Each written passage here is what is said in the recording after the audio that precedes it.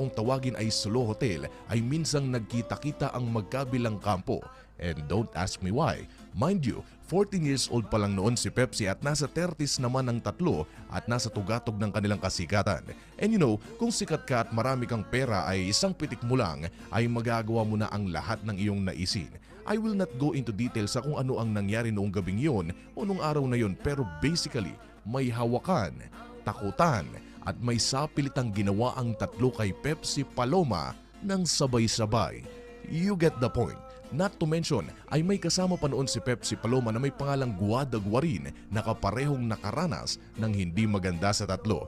Ngayon, nang mangyari ang lahat ng ito kay Pepsi ay gumawa naman siya ng hakbang sa ng kanyang manager na si Ray de la Cruz para maparusahan ng tatlo. Nagpadala si Pepsi sa noon Defense Minister na si Juan Ponce Enrile at idinitalye niya ang lahat ng nangyari. However, in the same year, 1982 matapos pumutok ang issue ay either si Vic Soto o si Tito Soto ay di umano inayang makipag-usap muli si Pepsi Paloma para hindi na lumaki pa ang issue at matapos na ang lahat. Pumayag naman dito si Pepsi Paloma kasama ang kanyang magulang at ang desisyong ito, buddy, ay ang siyang babago sa takbo ng kaso.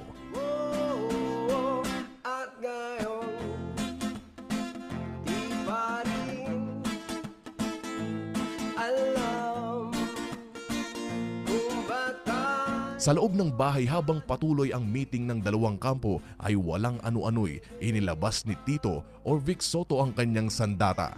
Isang baril na nakatutok kay Pepsi. Kasama nito ang isang bond paper.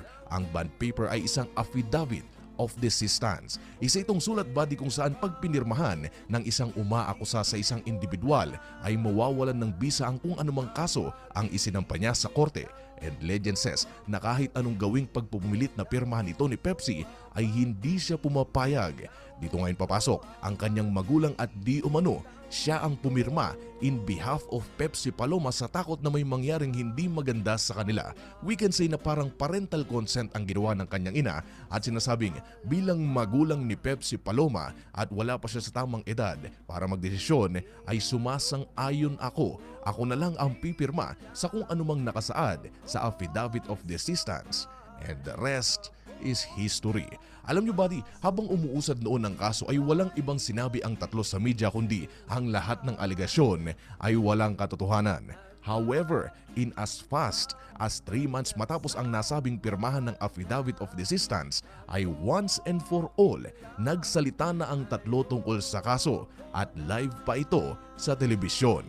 Specifically sa The People's Journal na isang tabloid noong October 13, 1982 kung saan inaamin nila na may kung anong nagawa silang pagkakamali noong araw na yon at inaanyayahan ang mga tao na mag-move on na lang. And I quote, "We therefore ask you to find it in your heart to pardon us for the wrong which we have done against you."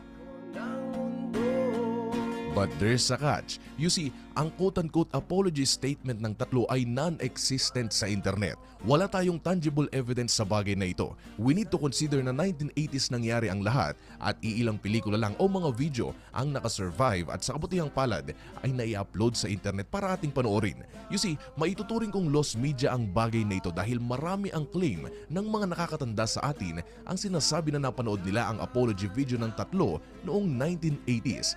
And yes, some of us born before that pero malamang hindi natin alam yon o maaalala, hindi na natin maalala yon. Hindi tayo interesado kasi sa issue noon dahil well, bata pa tayo. But that could change kung in some way, shape or form ay may makahanap ng video statement na ito lalo na may exact date tayo kung kailan nangyari ang apology statement. And the purpose of this is we can finally put a nail in a coffin at sabihin na yes, hindi man natin mapapatunayan na may nangyari ngang GB noong gabing yon o noong araw na yon, pero masasabi nating may pagkakamali silang tatlo sa dalaga. We just don't know what. Alam nyo ba, sinubukan ko namang halukayin ng Google para makakuha ng kahit na voice o video man lang ng paghingi nila ng sorry but nada, zero. And I'm asking the whole community, may assignment kayo ngayon na kung maaari ay baka naman pwedeng pakitanong sa inyong mga magulang kung may naaalala nga ba sila noong issue tungkol kay Tito Soto, Vic Soto, Joey De Leon at Richie De Horsey at Pepsi Paloma kung saan nag-public apology ang tatlo. Gusto ko sanang makakuha ng general consensus sa bagay na ito. Mag-iwan lamang ng comment sa ibang bahagi ng video. At siguro ba di dyan ang matatapos ang video ito.